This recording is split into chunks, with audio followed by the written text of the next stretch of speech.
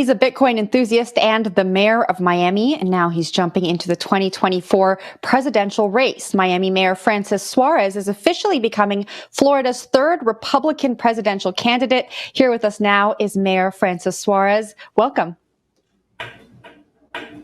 Thanks. It's wonderful to be with you guys. It's wonderful to have you here. Let's just state the obvious. Our audience cares about crypto. You're not the first candidate to join the race who's pro-crypto. If you become president, what can we expect to change or remain the same here in the U.S.? Well, I guarantee you that I'm the first candidate that actually gets paid in Bitcoin as a public official. And I guarantee you I'm the first candidate that's borrowed money against that Bitcoin account to buy an investment property. And I'm the first candidate that put Satoshi's white paper on our website and allowed our employees to get paid in Bitcoin through the app Strike, which is Jack Mallers' app. Look, I believe that our country needs to lean into this multi-generational disruptive moment. Crypto is a big part of it. Blockchain is a big part of it. And making sure that we don't have the kind of intervention into our monetary system that we're seeing, right, where fiscal spending is out of control. People are just printing money, which creates inflation. And then you've got the Fed trying to reverse that by increasing interest rates. So in Joe Biden's America, not only is it an America that's antagonistic to crypto, but it's an America where the poor get poorer because their purchasing power goes down and interest rates go up. So, first of all, I guess my biggest question is you don't have anybody who loves you to tell you not to run for president. Why would you do this to yourself, first of all?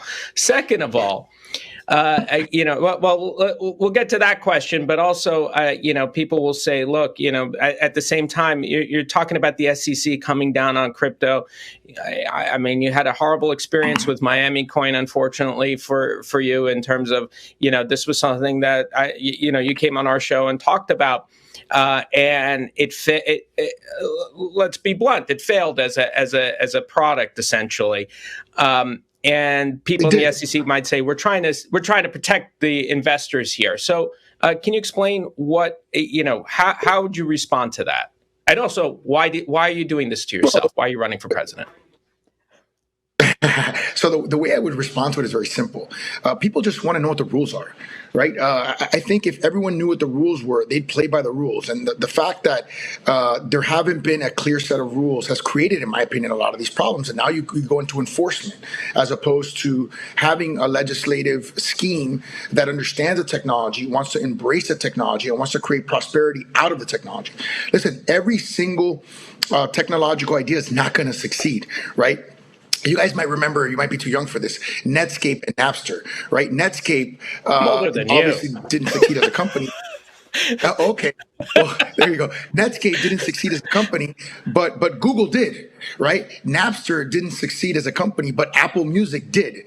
So, there's a lot of innovation in this space. And I think what happens with public officials is they're afraid to take chances because of failure. And they're afraid to say, hey, that didn't work. You're right. That project didn't work. It was ill-conceived or whatever, ill-executed.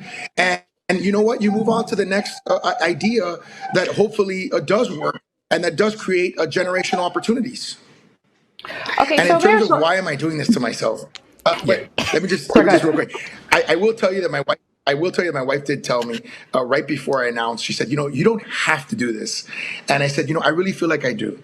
I feel like I have to be part of the conversation. I feel like my experience and my agenda and my vision for this country is unique.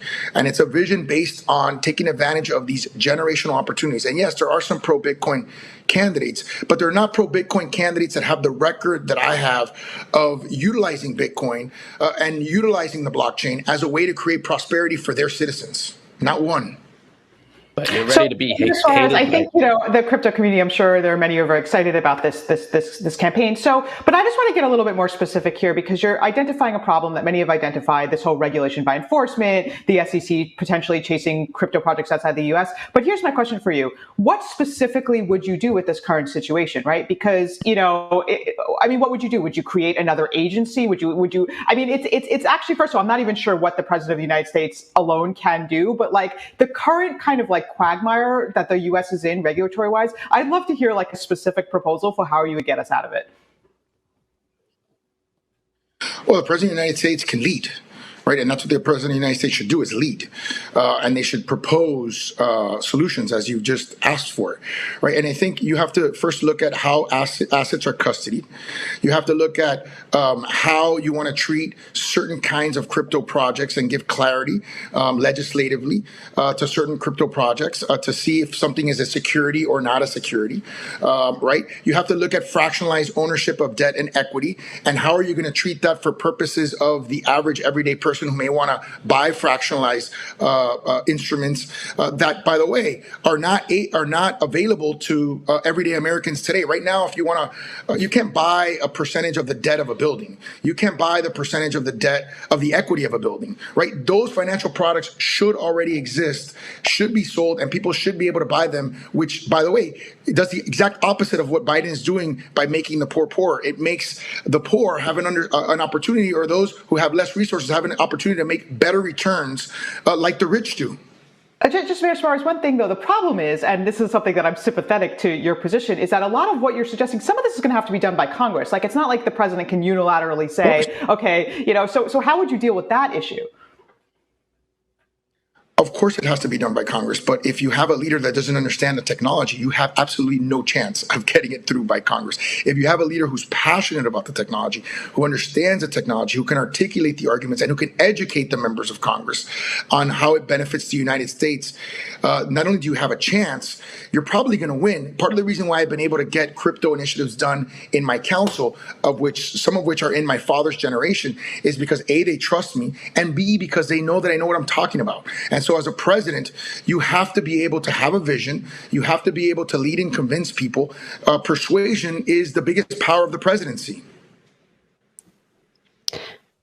I want to talk about your view on CBDC. Your peer DeSantis has been one of the candidates really owning the CBDC conversation in this race. He's banned CBDC use in Florida. What's your view on CBDCs there? How might you look at it if you become president? Well, my view is that he hasn't done anything particularly special. It's necessary but not sufficient to ban central bank digital currencies, right? What is his position on Bitcoin? I haven't really heard that. What is his position on crypto and on DeFi and on blockchain? I haven't heard that either. I think he's taking a very safe position, which is an obvious position, which is obviously that we shouldn't have the central bank know who has our money and how they have it.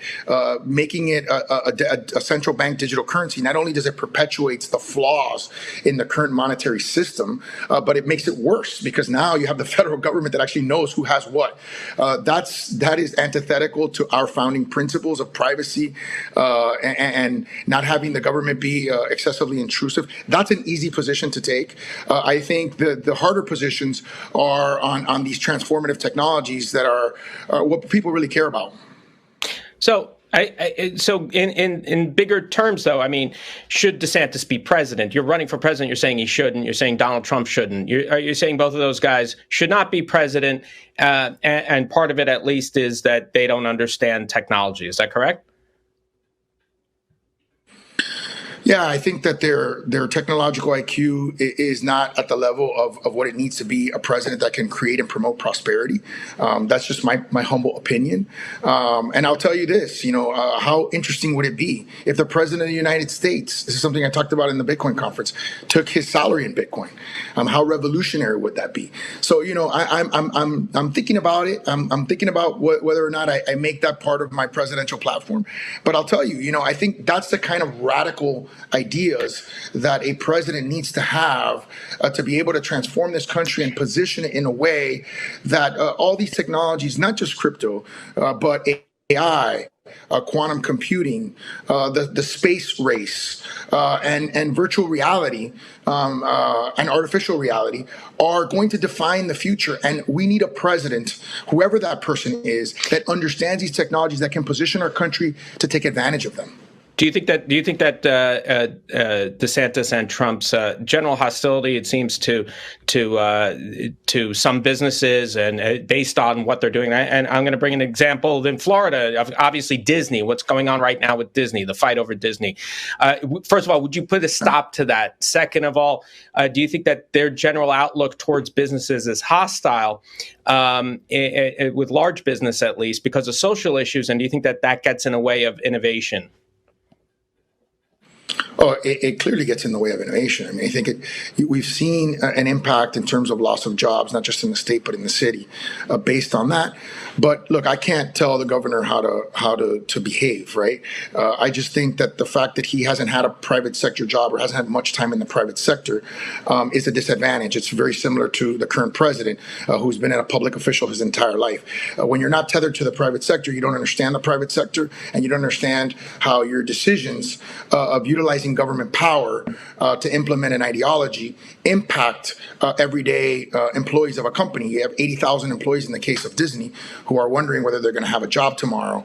And so that's something that I think he took a winning issue, which is an issue where, you know, as parents, we don't want the government telling our children, teaching our children sexuality at a young age. And then he made it personal by saying he's going to put a prison next to Disney and taking away their tax exempt status and things of that nature. So I don't think that that's leadership. That's not how you forge friendships and allies across the world. And I think we need to have friends and allies across the world for our country to be prosperous and safe. Mayor Suarez, thank you so much for joining us. It's always a pleasure having you on. Thanks, guys. Appreciate being with you. That was Miami Mayor Francis Suarez.